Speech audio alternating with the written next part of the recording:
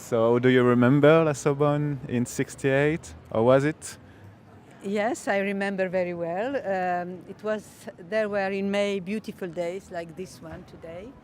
And I can still see all the students, the doors were open.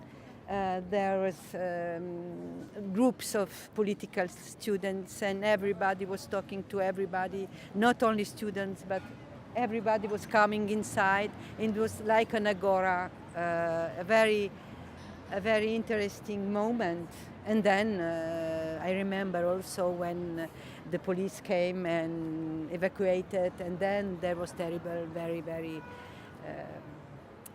voilà. Big fight.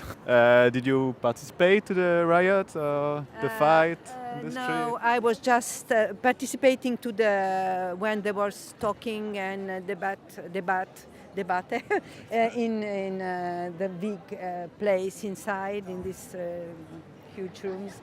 I was there to talk. I could do these things, but not to go to the demonstrations because it was dangerous for me. I was from Yugoslavia, from a communist country, and the police would Kick you out. kick me out. Kaj je ostalo od revolucionarnega leta Anything is possible. 1968?